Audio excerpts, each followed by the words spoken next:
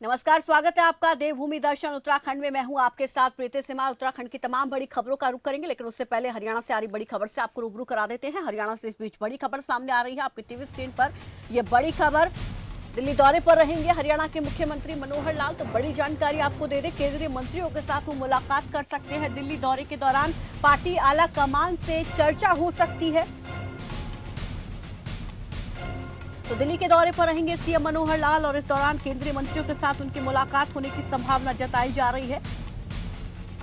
Party आलाकमान से भी चर्चा कर सकते हैं प्रदेश से जुड़े मुद्दों पर, और क्योंकि यहां पर इलाहाबाद चुनाव भी होना है और ऐसे में किसानों के विरोध का सामना सरकार को करना पड़ रहा है। तो तमाम मुद्दे यहां पर महत्वपूर्ण रह सकते हैं जिन पर चर्चा होगी। केंद्रीय मंत्रियों के साथ मुलाकात में प्रदेश से जुड़े मुद्दों पर चर्चा हो सकती है। किसान आंदोलन एक मुख्य चर्चा का विषय यहां पर रह सकता है।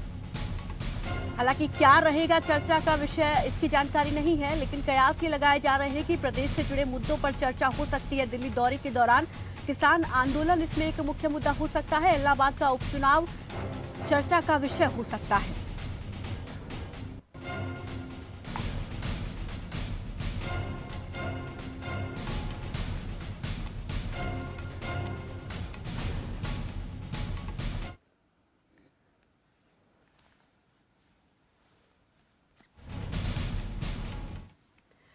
चलिए अब रुक करते हैं देहरादून की खबरों का। देहरादून से बड़ी खबर आपको बता देते हैं। मुख्यमंत्री पुष्कर धामी दोपहर 1:30 बजे पहुंचेंगे जॉली ग्रांट एयरपोर्ट। नवनिर्मित एयरपोर्ट टर्मिनल के लोकार्पण कार्यक्रम में वो हिस्सा लेंगे।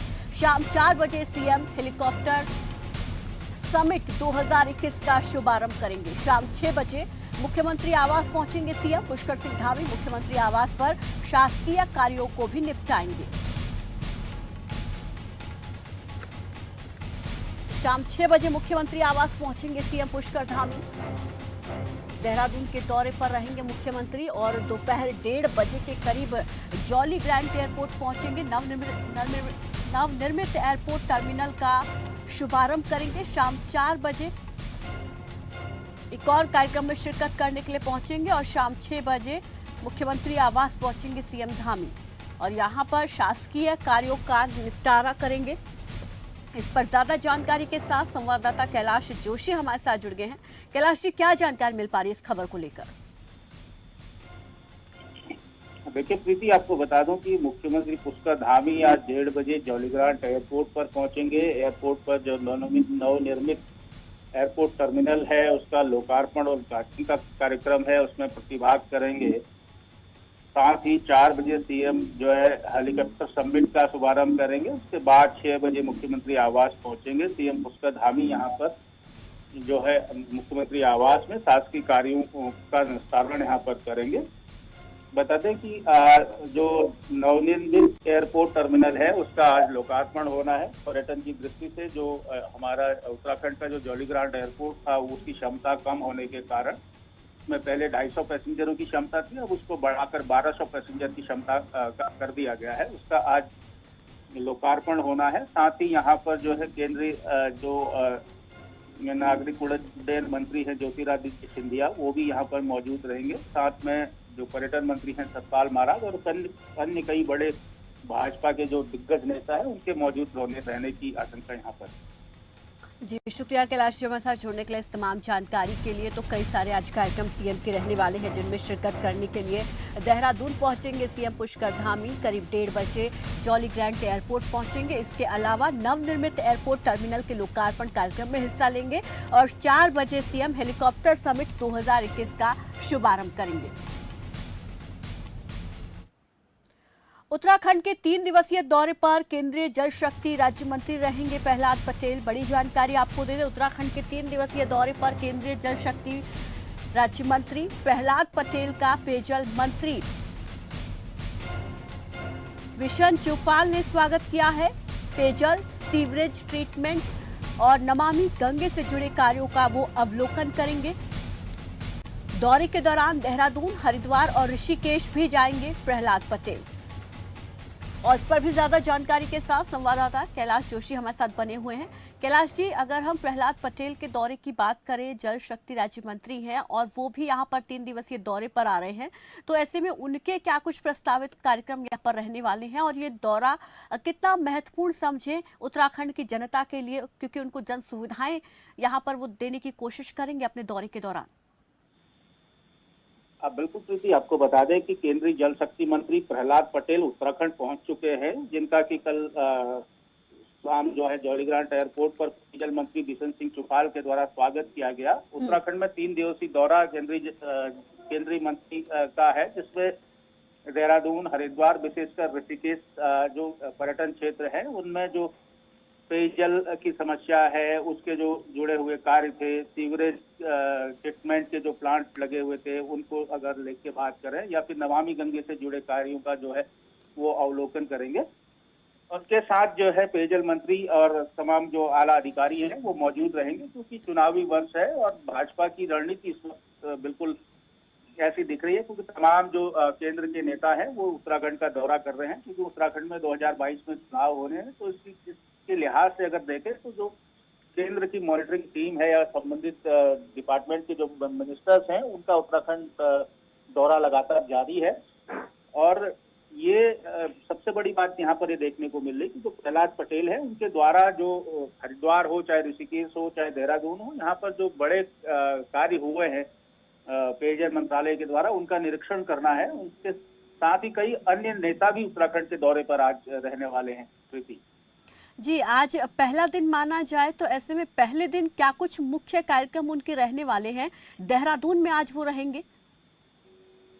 देखिए, अभी तो कल शाम वो यहाँ पर पहुंचे हैं। आज मुलाकात का सिलसिला भी उनका रह सकता है, कई लोगों से वो मुलाकात कर सकते हैं। उसके बाद हरिद्वार या ऋषिकेश या देहरादून में कई जगहों पर उनकी विजिट यहाँ पर हो सकती है। कार्यों का जो कार्य यहाँ पर हुए हैं उनको देखने के लिए वो वहाँ स्थलीय निरीक्षण के लिए जा सकते हैं।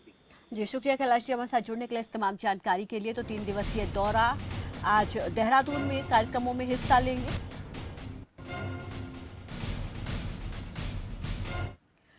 वहीं प्रधानमंत्री नरेंद्र मोदी के उत्तराखंड दौरे को लेकर कांग्रेस मीडिया प्रभारी गरिमा दसोनी ने इस पर पार्टी का पक्ष रखा। क्या कुछ कहा वो सुनिए। प्रधानमंत्री मोदी उत्तराखंड की धर्मनगरी ऋषिकेश पहुंचे और यहां पर उन्होंने ऋषिकेश एम्स में ऑक्सीजन प्लांट का उद्घाटन किया। पर विडंबना देखिए, एक तरफ जहां प्रचंड बहुमत देने के बावजूद उत्तराखंड की झोली खाली रही, मायूस और निराश जनता को मोदी करके गए, वहीं दूसरी तरफ एक हतप्रभ करने वाली बात यह है कि जिस ऋषिकेश एम्स में ये आयोजन किया गया, उनके डॉक्टर्स का जिन्होंने अपना जान जोखिम में डालकर लोगों की कोरोना काल में सेवा करी, तीमारदारी करी, उनका जिक्र तक नहीं, उनको साधुवाद तक नहीं। और ऋषिकेश एम्स के निदेशक डायरेक्टर को तो मंच में तक जगह नहीं दी गई। तो इससे पता चलता है कि भाजपा सिर्फ और सिर्फ चुनावी लाभ लेने के लिए यहाँ ऋषिकेश एम्स में आयोजन करवा रही थी। जो डॉक्टर्स जिन्हें भगवान स्वरूप समझा जाता है, उनको उनके प्रति कोई भी मोदी जी के वक्तव्य में जिक्र तक ना निकलना और ऋषिकेश एम्स के निदेशक को मंच पर जगह ना मिलना अपने आप में दुर्भाग्यपूर्ण है, निराशाजनक है और निंदाजनक है।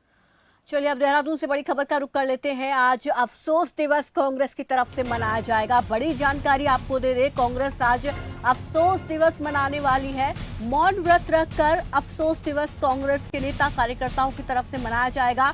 गांधी पार्क में मौन व्रत रखकर रोष जताएंगे। बड़ी संख्या में गांधी पार्क पहुंचेंगे कांग्रेस के कार्यकर्ता और पूर्व सीएम हरीश रावत और गणेश कोडियाल भी इसमें मौजूद रहेंगे। उनके नेतृत्व में ये प्रदर्शन किया जाएगा। पीएम मोदी के उत्तराखंड दौरे को लेकर कांग्रेस निराश है और उन्होंने प्रधानमंत्री के उत्तराखंड दौरे को निराशाजनक बताया है। तो गांधी पार्क में मौन व्रत रखा जाएगा। कांग्रेस नेता कार्यकर्ताओं की तरफ से रोष जताएगी। कांग्रेस कहा जा रहा है कि उत्तराखंड पहुंचे थे कल प्रधानमंत्री नरेंद्र मोदी और ऐसे में उन्होंने उत्तराखंड को कोई बड़ी सौगात नहीं दी और इस वजह से इसे कांग्रेस निराशाजनक दौरा करार दे रही है, इसे निराशाजनक दौरा बता रही है। और आज मौन व्रत रखकर अफसोस दिवस कांग्रेस की तरफ से मनाया जाएगा।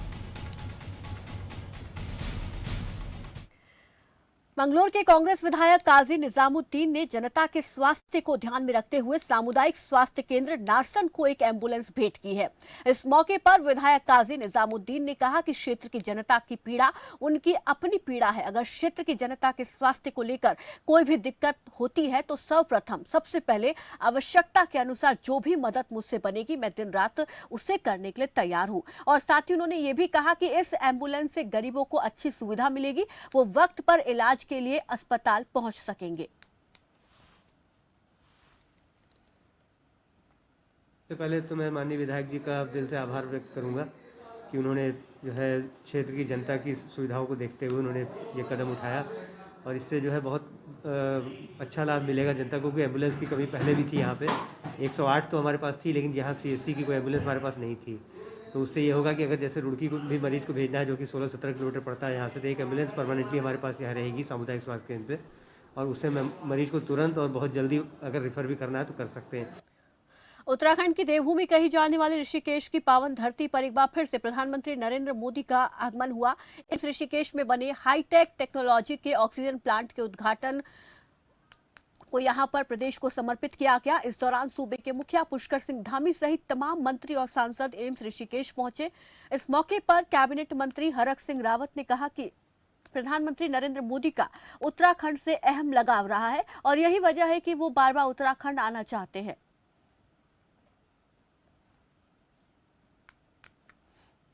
निश्चित रूप से माननीय प्रधानमंत्री जी का, मोदी जी का जिस तरह उत्तराखंड के प्रति लगाव है, क्योंकि लोकसभा चुनाव के बाद भी जिस तरह वो केदारनाथ आए हैं और पूरे केदारनाथ का जो जीर्णोद्धार है, नवनिर्माण है, पूरे उनके देख रेख में हो रहा है, तो उनका अगाध प्रेम उत्तराखंड के प्रति है। सबसे पहले तो मैं आभार व्यक्त करती हूँ यशस्वी प्रधानमंत्री आदरणीय नरेंद्र भाई मोदी जी का कि उनका उत्तराखंड के प्रति बहुत गहरा लगाव है, और जो कि आज उनके उद्बोधन में भी साफ दिखाई दे रहा था। उन्होंने अपने वक्तव्य में बोला भी इस बात को कि उत्तराखंड से उनको कितना गहरा लगाव है। रुकेंगे एक छोटे से ब्रेक के लिए, फौरन लौटेंगे।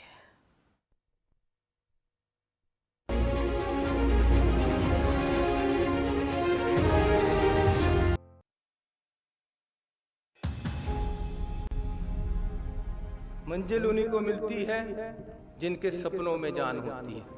खाली पंखों से कुछ नहीं होता, हौसलों से परवान होता है। डॉक्टर अंबेडकर म्यूजियम आने वालियां पीढ़ियां ਲਈ ਬਣੇਗਾ ਚਾਨਣ ਮੁਨਾਰਾ। ਅੰਬੇਦਕਰ ਸਾਹਿਬ ਦਾ ਮਿਊਜ਼ੀਅਮ ਇੱਥੇ ਤਿਆਰ ਕਰ ਰਹੇ ਤਾਂ ਕਿ ਮੇਰੇ ਪੰਜਾਬ ਦੇ, ਦੇਸ਼ ਦੇ, ਦੁਨੀਆ ਦੇ ਲੋਕ ਆ ਕੇ ਦੇਖਣ ਤੇ ਉਸ ਤੋਂ ਸਿੱਖਣ ਕਿਆ ਕਿਆ ਉਹਨਾਂ ਦੇ ਗੁਣ ਸੀ, ਉਹਨਾਂ ਨੂੰ ਗ੍ਰਹਿਣ ਕਰਨ। ਜਿਨ੍ਹਾਂ ਨੇ ਹੱਕ ਸੱਚ ਤੇ ਪਹਿਰਾ ਦਿੱਤਾ, ਉਹ ਦੇਸ਼ ਦੀ ਨੀਂਹ ਨੂੰ ਮਜ਼ਬੂਤ ਬਣਾਉਂਦੇ ਨੇ। ਕਿਸ ਤਰ੍ਹਾਂ ਏਕਤਾ ਅਤੇ ਅਖੰਡਤਾ ਦੇਸ਼ ਦੀ ਨੂੰ ਕਾਇਮ ਰੱਖਣਾ ਹੈ, ਕਿਸ ਤਰ੍ਹਾਂ ਅਸੀਂ ਆਪਣੇ ਦੇਸ਼ ਦੇ ਝੰਡੇ ਨੂੰ ਬੁਲੰਦ ਕਰਨਾ ਹੈ। ਪੰਜਾਬ ਦੇ ਮੁੱਖ ਮੰਤਰੀ ਚਰਨਜੀਤ ਸਿੰਘ ਚੰਨੀ ਦੀ ਸੋਚ ਸਮਾਜਿਕ ਸਰੋਕਾਰਾਂ ਨੂੰ ਸਮਰਪਿਤ ਹੈ। ਪੰਜਾਬ ਦੀ ਸਰਕਾਰ, ਲੋਕਾਂ ਦੀ ਸਰਕਾਰ। शहर जो कभी रुकता नहीं, न रुकती है खबरों की रफ्तार। मंत्री से संतरी, पहर दर पहर, हर वो खबर जिसका पड़ता है असर। मेरा शहर मेरी खबर, देखिए सिर्फ खबर फास्ट पर। ਪੰਜਾਬ ਸਰਕਾਰ ਅਗਾਂਹ ਵਧੂ ਅਤੇ ਉਸਾਰੂ ਸੋਚ ਵਾਲੇ ਕਿਸਾਨ ਵੀਰਾਂ ਦਾ ਦਿਲੋਂ ਸਤਿਕਾਰ ਕਰਦੀ ਹੈ, ਜਿਨ੍ਹਾਂ ਨੇ ਪਰਾਲੀ ਨੂੰ ਅੱਗ ਨਹੀਂ ਲਗਾਈ। ਇਹਨਾਂ ਕਿਸਾਨ ਵੀਰਾਂ ਨੇ ਵਾਤਾਵਰਣ ਦੀ ਸੁਰੱਖਿਆ ਵਿੱਚ ਅਹਿਮ ਯੋਗਦਾਨ ਪਾਇਆ ਹੈ। ਜ਼ਮੀਨ ਦੀ ਤਾਕਤ ਹੈ ਉਹ ਵੀ ਵਧੀ ਆ, ਵਾਤਾਵਰਣ ਬੜਾ ਸਾਫ਼ ਰਹਿੰਦਾ, ਮਿੱਤਰ ਕੀੜੇ ਨਹੀਂ ਮਰਦੇਗੇ, ਇਸ ਦਾ ਫਾਇਦਾ ਹੀ ਫਾਇਦਾ ਹੈ। ਆਓ ਇਹਨਾਂ ਕਿਸਾਨ ਵੀਰਾਂ ਤੋਂ ਪ੍ਰੇਰਣਾ ਲਈਏ ਤੇ ਪਰਾਲੀ ਨੂੰ ਅੱਗ ਨਾ ਲਗਾਈਏ। ਇਹ ਹੈ ਬਦਲਦਾ ਪੰਜਾਬ, ਵੱਧਦਾ ਪੰਜਾਬ।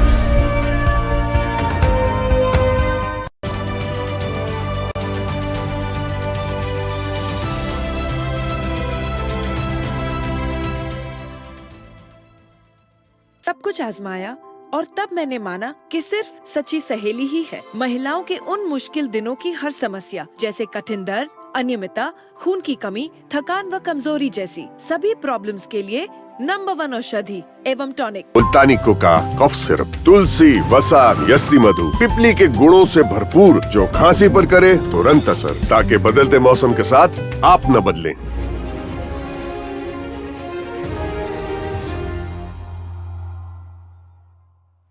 ब्रेक के बाद स्वागत है आपका। चले खबरों में आगे बढ़ते हैं। कल प्रधानमंत्री के ऋषिकेश दौरे के बाद बीजेपी ने पीएम मोदी का धन्यवाद किया, धन्यवाद पत्र के जरिए। दरअसल यहां पर प्रधानमंत्री को एक धन्यवाद पत्र लिखा गया। राज्यसभा सांसद अनिल बलूनी के नेतृत्व में विधानसभा अध्यक्ष प्रेमचंद अग्रवाल, विधायक देशराज कर्णवाल, मेयर अनीता ने प्रधानमंत्री को पत्र भेजा और वहीं बीजेपी कार्यकर्ताओं ने भी उत्तराखंड को सौगातों के लिए धन्यवाद किया।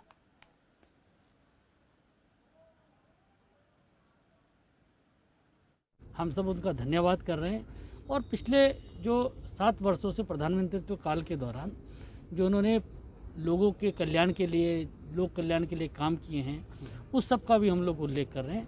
हम भारतीय जनता पार्टी के सभी कार्यकर्ता और जो हमारे सिंपैथाइजर्स हैं वह प्रधानमंत्री जी को एक पत्र लिख रहे हैं, जो उनके अनुभव, उनके प्रधानमंत्री जी के प्रयासों के कारण उनके जीवन में परिवर्तन आया है, उस सब को लेकर उनका धन्यवाद भी कर रहे हैं और उस पत्र में उसका उल्लेख भी कर रहे हैं। उम्मीद कर रहा हूं कि आने वाले समय में वो हमारे गैरसैंण, भराड़ीसैंण के उस विधान भवन का वो उद्घाटन करेंगे, जिसका निश्चित रूप से पूरे प्रदेश को एक सौगात मिलेगी। मैं उनका फिर से आभार व्यक्त कर रहा हूं, अभिनंदन कर रहा हूं। और जिस प्रकार का उन्होंने आज विज़न दिया कि 25 वर्ष हमारे उत्तराखंड के होने के लिए जो 4 साल शेष हैं, ये कुछ करने के दिन है, यानी कि हमें एक प्रेरणा दी। हम लोग अब सब हम कार्यकर्ता जुटेंगे। आज हमने उनको एक एक व्यक्ति ने पत्र लिख के उनका आभार व्यक्त किया है। उत्तराखंड में प्रधानमंत्री नरेंद्र मोदी के दौरे पर आम आदमी पार्टी के प्रदेश प्रभारी दिनेश मोहनिया ने क्या कुछ प्रतिक्रिया दी, वो सुनिए। हमारा ये मानना है कि प्रधानमंत्री जी के पास सारी जगह घूमने का समय है, लेकिन इस देश में जो किसान सड़कों पे बैठा है और साथ ही साथ जो लखीमपुर में जिस तरीके से नृशंस हत्या हुई है किसानों की, उसके लिए बोलने के लिए इनके पास 2 शब्द नहीं है। कोई एक खिलाड़ी की एक उंगली टूट जाती है तो इनको ट्वीट करने का टाइम मिल जाता है।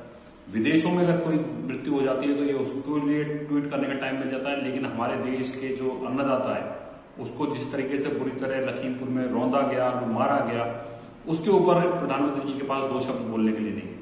हमारा ये मानना है कि देश पहले है, अन्नदाता पहले है, किसान पहले है, उनको देखना चाहिए। उनके जो विषय उनको एड्रेस करना जरूरी है, बनिस्बत कि आप बाहर जाना और बाहर के जो विषय उन पर बात करते हैं। हमारा ये मानना है कि जल्द से जल्द जो इस लखीमपुर घटना के जो दोषी हैं, जो गृह राज्य मंत्री, उनको इस्तीफा देना चाहिए और साथ ही साथ जो उनके बेटे हैं उनकी गिरफ्तारी होनी चाहिए। पिथौरागढ़ के नैनी सैनी हवाई पट्टी से हेलीकॉप्टर सेवा शुरू करने से पहले ट्रायल लैंडिंग की गई। हवाई सेना देहरादून से पिथौरागढ़, पिथौरागढ़ से हल्द्वानी, पंतनगर, देहरादून के लिए आज से संचालित की जाएगी। नैनी सैनी हवाई पट्टी से लंबे समय से हवाई सेवा बंद है। हवाई सेवा शुरू होने से सीमांत क्षेत्र के लोगों को फायदा मिलेगा।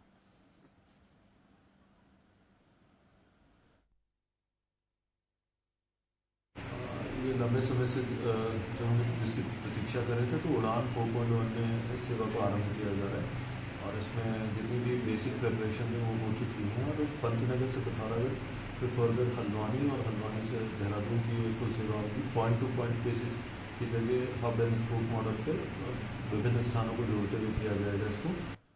गुरुवार से शारदीय नवरात्रों की शुरुआत हो चुकी है। इसके साथ ही मंदिरों में भक्तों की भीड़ उमड़ती शुरू हो चुकी है। हालांकि इस साल नवरात्रे केवल 8 दिन तक ही रहेंगे, जो 7 अक्टूबर से शुरू होकर 14 अक्टूबर को खत्म हो जाएंगे। वहीं नवरात्रों के पहले दिन की तरह दूसरे दिन भी बड़ी संख्या में भक्त माता के दर्शन के लिए पहुंचे।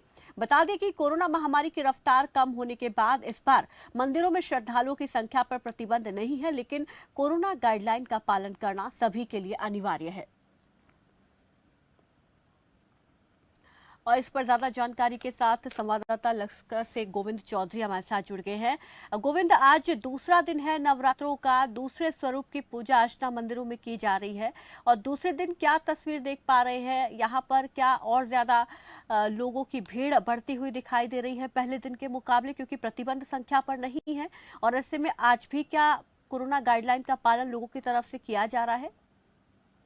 देखिए प्रीति, आपको बता दूं, आज जो शारदीय नवरात्रे हैं उसका आज दूसरा दिन है। जिस तरह से 2 साल से कोरोना का कहर जो है मंदिरों पर लगा, जो कह सकते हैं कि जिस तरह से ग्रहण था, तो उसका जो है वो पूरी तरह से जो अब जो श्रद्धालु की जो संख्या है उसमें किसी तरह का सरकार द्वारा प्रतिबंध नहीं है। हालांकि कोरोना गाइडलाइन का पूरी तरह से यहाँ पालन कराया जा रहा। मंदिरों में सुबह से ही आप देख सकते हैं कि तस्वीरों के माध्यम से भी और मेरे पीछे भी देख सकते हैं कि धीरे धीरे जो इक्का दुक्का आदमी अब भी आ रहे हैं, श्रद्धालु जो है लगातार जारी है। तो जिस तरह से जो कोरोना का जो साया रहा है उसको देखते हुए अब श्रद्धालुओं में काफी भीड़ देखी जा सकती है। प्रीति, पहले दिन भी जो संख्या थी श्रद्धालुओं की उसमें काफी इजाफा रहा, लेकिन आज फिर जो इसी तरह से भीड़ देखी जा सकती है। प्रीति जी शुक्रिया गोविंद हमारे साथ जुड़ने के लिए, इस तमाम जानकारी के लिए। राहुल सोनी भी हमारे साथ जुड़ गए, उनका भी रुख कर लेते हैं। राहुल, आप अपने वहां पर क्या तस्वीर देख पा रहे हैं? नवरात्रों के दूसरे दिन कितना उत्साह लोगों में दिखाई दे रहा है? देखिए प्रीति, मैं आपको बताना चाहूंगा कि जिस तरीके से कल जो 7वें नवरात्र है उनका शुभारंभ हो चुका है, तो वहीं जो देहात क्षेत्रों में, ग्रामीण क्षेत्रों में जो लोग हैं मां दुर्गा की आराधना और पूजा कर रहे हैं। तो अगर हम मंदिरों की बात करें तो लगातार मंदिरों में भी भीड़ बढ़ रही है, क्योंकि जब हम पिछले साल की अपेक्षा की बात करें, पिछले साल जो कोरोना का साया था उसको देखते हुए लोगों में एक रुझान, एक उत्साह और एक श्रद्धा भाव के साथ में लोग मंदिरों में पहुंच रहे हैं। हालांकि जो कोविड की गाइडलाइन है उसका पालन करते हुए लोग माँ दुर्गा की पूजा अर्चना कर रहे हैं। जी शुक्रिया राहुल हमारे साथ जुड़ने के लिए, इस तमाम जानकारी के लिए। तो आज दूसरा दिन है नवरात्रि का और दूसरे दिन भी लोगों में उतना ही उत्साह दिखाई दे रहा है जितना कल था, और संख्या भी लगातार लोगों की मंदिरों में ज्यादा देखी जा रही है। लेकिन कोरोना नियमों का पालन करना सभी के लिए बहुत जरूरी है। फिलहाल इस खास बुलेटिन में मेरे साथ बस इतना ही। दीजिए इजाजत, नमस्कार।